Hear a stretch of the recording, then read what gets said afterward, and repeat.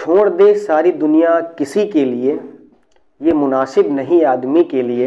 प्यार से भी ज़रूरी कई काम हैं, प्यार सब कुछ नहीं जिंदगी के लिए। तू हंस, तू मुस्कुरा, रोना कम कर दे। तू जिंदा है तो जिंदगी की नाक में दम कर दे। आइए आज देखते हैं गॉस की प्रमेय के अनुप्रयोग पढ़ने हमको। गॉस की प्रमेय के लगभग सभी अनुप्रयोग आज हो जाएंगे कंप्लीट। पहला होगा गॉस की प्रमेय से कूलाम के नियम की उत्पत्ति। इंपॉर्टेंट है, मोस्ट इंपॉर्टेंट है पेपर के लिए। तो इसे देखते हैं कि माना बिंदु O पर एक आवेश प्लस Q निर्वात अथवा वायु में रखा है। बिंदु O से स्मॉल r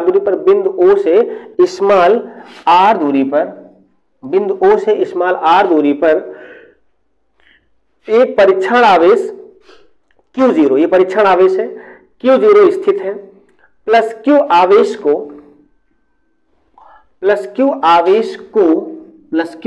को घेरते हुए स्मॉल r त्रिज्या का एक गॉसीय पृष्ठ खींचा, जिस पर इस प्लस Q आवेश के कारण वैद्युत क्षेत्र की तीव्रता E वेक्टर बाहर की ओर होगी तथा क्षेत्रफल सदिश ds वेक्टर भी पृष्ठ के लंबवत बाहर की ओर ही होगी।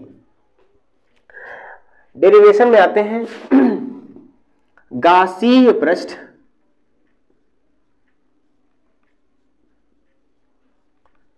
से निर्गत कुल वैद्युत फ्लक्स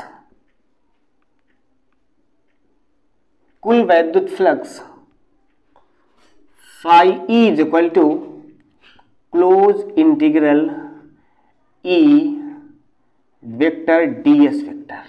ये होता ही है, हम लोग फ्लक्स पढ़े, ये फार्मूला होता है। तो phi E इक्वल टू हम लोग जानते हैं close integral E vector ds vector equal to क्या होता है, E ds cos थीटा हो जाता है, E ds cos थीटा। चूंकि E वेक्टर तथा ds वेक्टर एक ही दिशा में है,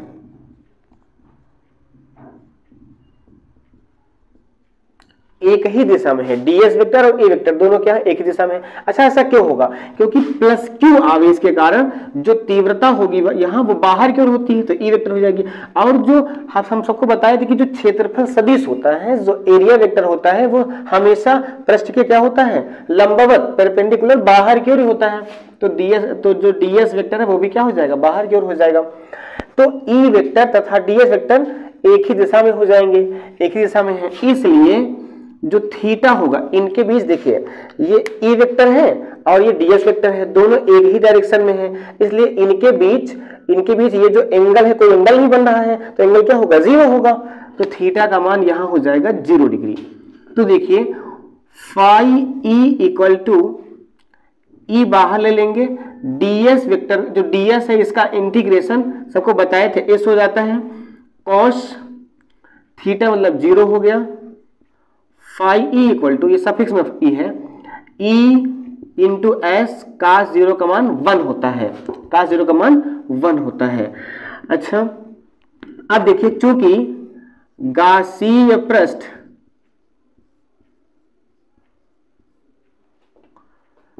गोलाकार है, क्योंकि गॉसीय जो पृष्ठ है ये गोलाकार है। अगर गोलाकार है तो जो क्षेत्रफल होगा, जो गोले का क्षेत्रफल होगा S, एरिया होगा, वो क्या होगा, गोले का क्षेत्रफल होता है 4 पाई r स्क्वायर। तो यहां हो जाएगा phi E equal to E into 4 pi r square. Gauss की प्रमेय से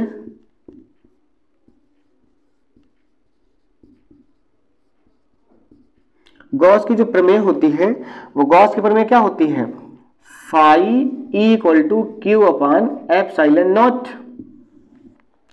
तो देखिए यहां पर हम जो फाई ई है इसकी वैल्यू ये है, क्यू अपान एप्सिलॉन जी है, गॉस की प्रमेय होती है, यहां पे वैल्यू पुट कर देंगे। तो Q upon epsilon nought equal to E into 4 pi R square. E को इधर ले 4 पाई स्क्वायर इधर ले आएंगे हम, तो यहां सिर्फ बचेगा ई। यहां देखिए क्यू अपान एप्सिलॉन नॉट नीचे आ जाएगा 4 पाई आर स्क्वायर। ये जो है इसके पास इंटू में है, इधर डिवाइड में आएगा, तो क्यू अपान एप्सिलॉन नॉट और डिवाइड में ये हो जाएगा, देखिए डिवाइड में ये हो गया। अब देखिए थोड़ा से अच्छा लिख लेंगे, 1 अपान 4 पाई एप्सिलॉन नॉट साथ में कर लेंगे, 4 पाई एप्सिलॉन नॉट साथ में कर लेंगे और बचा क्यू अपान हो जाएगा आर स्क्वायर। इसे हम इक्वेशन फर्स्ट लेट कर ले रहे हैं। परीक्षण आवेश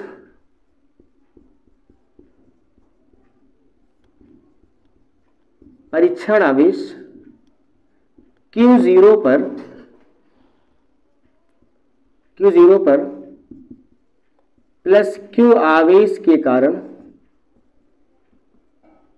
कारण आरोपित बल F equal to Q0 E होता है, फार्मूला F बराबर Q E, F equal to Q होता है क्योंकि हम लोग पढ़ चुके हैं E equal to F one Q0, ये पढ़ चुके फार्मूला। जो तीव्रता होती है जो क्षेत्र की इसका फार्मूला होता है F1 Q0। यहां से F निकालो कितना आएगा E इंटू Q0, तो लिखा हमने E इंटू Q0। F हम समीकरण 1 से यहाँ मतलब वैल्यू पुट कर देंगे, समीकरण 1 से E की वैल्यू यहाँ पे पुट करो Q0, E की वैल्यू होगी 1 upon 4 pi epsilon naught into Q upon r square. तो F equal to 1 upon 4 pi epsilon naught into Q की 0 अपान आर स्क्वायर। यही कूलाम का नियम है, यही कूलाम का नियम है। ठीक है, ये नियम रहा। गॉस की प्रमेय के अनुप्रयोग का ये सेकेंड प्रूफ है। अनंत लंबाई के एक समान आवेशित सीधे तार के कारण वैद्युत क्षेत्र की तीव्रता। माना AB एक अनंत लंबाई का एक समान आवेशित पतला तार है। AB जो है वो एक तार है, वो भी अनंत लंबाई का है, अधिकतम लंबाई का है, जिसका रेखीय आवेश घनत्व लैम्डा है। तार से स्मॉल r दूरी पर एक बिंदु m है, एक बिंदु m है जिस पर वैद्युत क्षेत्र की तीव्रता ज्ञात करनी है। स्मॉल r त्रिज्या था स्मॉल l लंबाई का एक गासी पृष्ठ खींचा गया है। ये गासीय पृष्ठ है, वो भी बेलनाकार है। ठीक है, एक स्मॉल l लंबाई का एक गासीय पृष्ठ है ना, का बेलनाकार गासीय पृष्ठ खींचा। ठीक है, अब चलिए देखते हैं ये जो पॉइंट है, एक ये बिंदु मान लेते हैं, एक ये मान लेते हैं, कि मान लेते हैं तीन बिंदु मान लेते हैं, एक बीच में और दो साइड बाय साइड मान लेते हैं जहां तक हमने गासीय पृष्ठ खींचा है। तो जो क्षेत्रफल सदिश होता है सबको मालूम है कि वो पृष्ठ से लंबवत बाहर की ओर होता है। तो देखिए ये पृष्ठ ओपन यहाँ से हो जाएगा तो ये बाहर की ओर ds वेक्टर हो जाएगा। और यहाँ पर देखिए प्लस q चार्ज है, तो प्लस चार्ज का जो तीव्रता होती है बाहर की ओर होती है, तो ये e वेक्टर बाहर की ओर हो जाएगा। तो यहाँ पर ds वेक्टर और e वेक्टर के बीच एंगल कितना हो जाएगा 90 डिग्री। यहाँ पर देखते हैं, यहाँ पर कोई ओपन पृष्ठ तो है नहीं, तो यहाँ पर यही प्रश्न मिलेगा इसको। तो यहाँ पर E प्लस चार्ज के कारण जो यहाँ E वेक्टर होगा तीव्रता होगी वो क्या होगी बाहर की ओर पृष्ठ से, और जो ये ds वेक्टर होगा क्षेत्रफल सदिश होगा ये भी बाहर की ओर ही होगा क्योंकि यहाँ कोई और ओपन पृष्ठ है नहीं। तो यहाँ पर जो थीटा का मान होगा वो क्या होगा 0 होगा। अच्छा, इधर भी ये देखो ओपन पृष्ठ है तो ds वेक्टर बाहर की ओर हो जाएगा और e वेक्टर इधर बाहर की ओर हो जाएगा, तो ये क्या हो गया 90 अंश हो जाएगा यहाँ पर एंगल। तो ये हम लोग जान गए हैं। अब हम देखते हैं प्रूफ पे आते हैं। गासीय पृष्ठ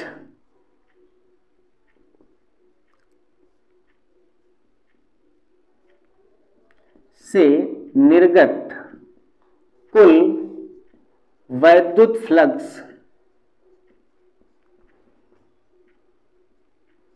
कुल वैद्युत flux phi E is equal to, देखिए यहां पर फ्लक्स, यहां पर फ्लक्स, यहां पर flux, it means phi A, sorry ये पॉइंट जो है क्या यहां कुछ मान लेते हैं एम है, ये मान लेते हैं कि पी है पॉइंट कोई, और ये मान लेते हैं कोई पॉइंट क्या है क्यू है।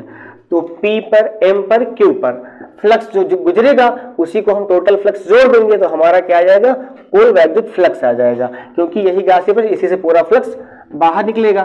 तो क्या होगा, phi A plus phi B plus phi C हो जाएगा, मतलब ए पर फ्लक्स, बी पर फ्लक्स, और सॉरी फाई पी, पी पर फ्लक्स, और एम पर फ्लक्स, और क्यू पर फ्लक्स, ये हो जाएगा।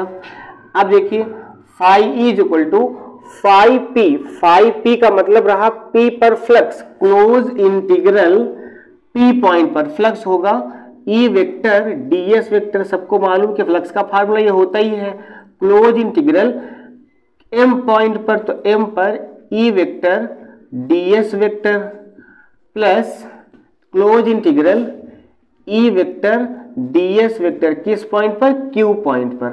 हम सब एक तरफ से हम लोग पॉइंट ले लिए, सब पर हम लोगों ने फ्लक्स निकाल के सबको क्या कर दिया, प्लस कर दिया, तो हमारा टोटल फ्लक्स आ जाएगा। अब phi E is equal to close integral P E vector ds vector, क्या होता है ई डीएस कॉस, अब देखिए बिंदु P पर जो ई वेक्टर डीएस वेक्टर इनके बीच एंगल कितना है, 90 है, तो यहाँ 90 हो जाएगा, plus close integral M point पर जो एंगल है वो कितना देखो है, 0 है दोनों के बीच का, तो ई डीएस कॉस कितना हो जाएगा, 0 हो जाएगा, क्लोज इंटीग्रल Q पर क्या हो जाएगा, ई डीएस कॉस कितना हो जाएगा, यहाँ पर देखो Q पर 90 डिग्री एंगल है, 90 है, ये भी 90 हो जाएगा। अब हम देखते हैं phi E equal to close integral E ds cos 90 का मान 0 plus close integral M E ds cos 0 का मान 1 close integral Q E ds cos 90 का मान 0, फाई ई इधर ये भी पूरा 0, ये हो जाएगा close integral M E ds, ये भी क्या हो जाएगा टोटल 0 हो जाएगा, फाई ई इक्वल टू, देखिए ई तो बाहर आ जाएगा, क्लोज इंटीग्रल मतलब इंटीग्रेशन है ये, डीएस का इंटीग्रेशन कितना होगा, एस होगा, हम लोग कई प्रूफ में कर चुके हैं, इंटीग्रेशन डीएस होगा, जो इंटीग्रेशन डीएस होगा वो कितना होगा, एस होगा, तो एस हो गया है।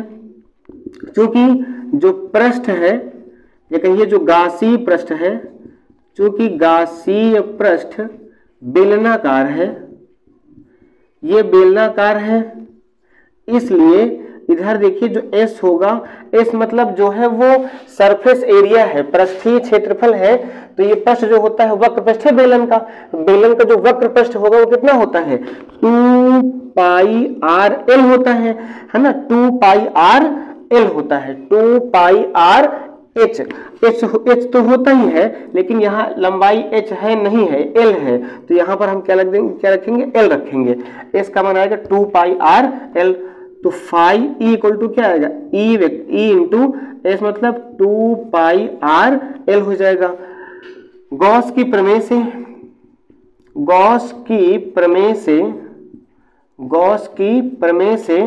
फाई ई इक्वल टू होता है क्यू अपान एप्सिलॉन नॉट, तो यहां पर देखिए क्या हो जाएगा, यहां पर फाई ई रखेंगे क्यू अपान एप्सिलॉन 0, यहां रख दीजिए Q upon epsilon not E into 2 pi r L हो जाएगा, यहां से ये अपान में आ जाएगा, ई की वैल्यू हम लोग यहां से फाइंड कर लेंगे, Q upon epsilon naught into 2 pi r L हो जाएगा, E equal to 1 upon 2 pi epsilon naught into कर लीजिए क्यू अपान एल, और इंटू हो जाएगा क्या, आर हो जाएगा, क्यू देखिए 1/2 एप्सिलॉन नॉट हमने अलग कर लिया Q, और ये 2RL हमने क्या कर लिया, अलग कर लिया है। Q/L जो है ना, देखिए क्योंकि Q/ जो L है वो होता है लैम्डा के एक लैम्डा है रेखीय आवेश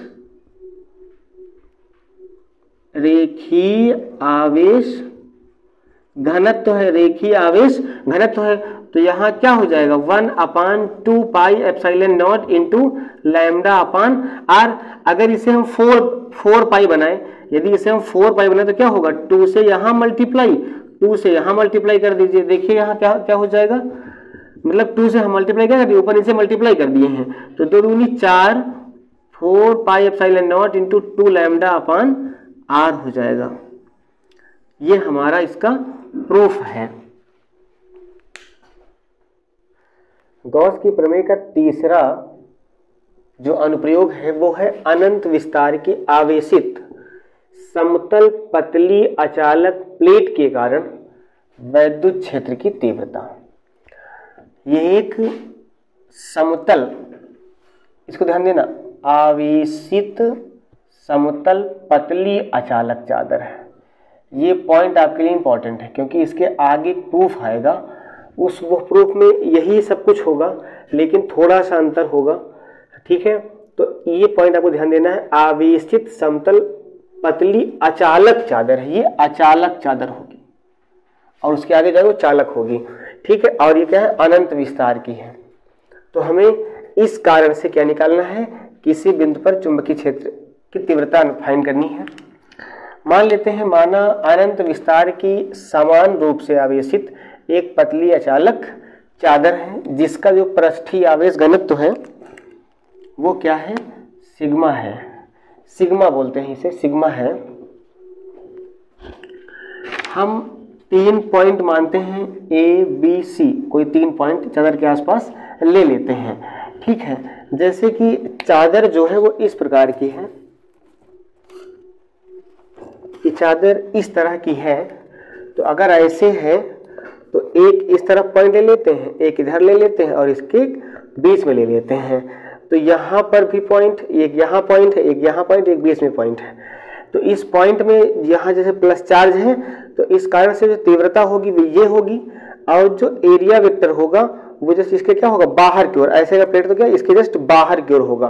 तो देखो यही ds वेक्टर और E वेक्टर यहाँ जो हो जाएंगे वो क्या हो जाएंगे, परपेंडिकुलर, मतलब लंबवत हो जाएंगे। यहाँ जो एंगल होगा इनके बीच का वो 90 अंश होगा। यहाँ देखिए E वेक्टर ds वेक्टर दोनों क्या होंगे, एक ही डायरेक्शन में होंगे, तो यहाँ थीटा का मान 0 हो जाएगा, यहाँ भी थीटा का मान 0 हो जाएगा। ओके, अब हम देखते हैं गॉसियन पृष्ठ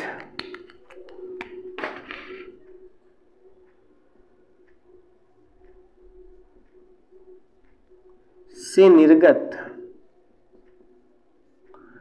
मतलब निकलने वाला, निर्गत कुल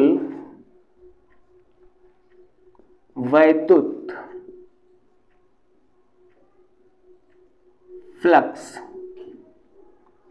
phi E is equal to A पर flux, it means phi A, B पर फ्लक्स प्लस C पर flux at the point A, at the point B and at the point C। phi A plus phi B plus phi C हो जाएगा। phi E equal to close integral E vector ds vector plus ये A पर है point पर, ए मतलब यहाँ पर A point पर फ्लक्स, B पॉइंट पर E vector ds vector, C E vector ds vector. phi E is equal to A close integral E vector ds vector हो जाएगा E ds। देखिए A पॉइंट पर एंगल कितना है, 0 है, तो E ds cos थीटा होता है तो cos 0 हो जाएगा। B E ds cos, देखिए B पॉइंट पर क्या है 90 है, और plus close integral C point पर देखिए क्या है E ds जीरो है, कॉस जीरो हो जाएगा। अब देखिए phi E equal to close integral A, देखिए कॉस जीरो का मान कितना होगा 1 होता है, तो E D S into 1 plus close integral E D S cos 90 का मान कितना हो जाएगा 0 हो जाएगा, और प्लस क्लोज इंटीग्रल सी ई डी एस और कॉस जीरो का मान कितना हो जाएगा 1 हो जाएगा। अब देखिए फाई ई बाहर लेंगे, डी एस का इंटीग्रेशन कितना होगा एस होगा, डी एस का मतलब डी एस है, इसका इंटीग्रेशन मतलब समाकलन जो है ना वो एस होगा। इसका देखिए पूरी वैल्यू जीरो है, पूरी वैल्यू जीरो ही हो जाएगी, ई और यहाँ डी एस कितना होगा इंटीग्रेशन एस होगा। अब देखिए फाई ई इक्वल टू देखिए 2ES हो गया है, 2ES हो गया, ई इंटू एस हो गया है। ठीक है, क्योंकि गॉस की प्रमेय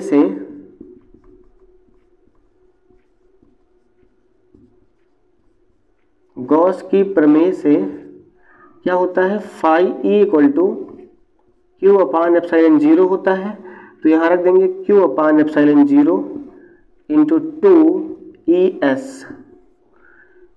यहाँ से ई की वैल्यू फाइंड करेंगे, 2S यहाँ अपान में आ जाएगा, तो कितना आ जाएगा Q upon epsilon naught into 2S। 2 इधर कर लीजिए, S इधर कर लीजिए। ये क्योंकि Q अपान S जो होता है वो है सिग्मा पृष्ठीय आवेश घनत्व है, पृष्ठीय आवेश घनत्व होता है, तो हम कह सकते हैं कि ये पृष्ठीय घनत्व है। तो E इक्वल टू क्या हो जाएगा Q अपान, देखिए यहाँ क्या Q अपान फ्लैट क्या हो जाएगा सिग्मा हो जाएगा, जहाँ Q अपान S है, सॉरी जो ये Q अपान S है यहाँ क्या रखेंगे सिग्मा रख देंगे, वो अपान 2 एप्सिलॉन नॉट। ये हो जाएगा हमारा एक प्रूफ किसके कारण, आवेशित समतल पतली अचालक चादर के कारण तीव्रता हो जाएगी सिग्मा अपान 2 एप्सिलॉन जीरो।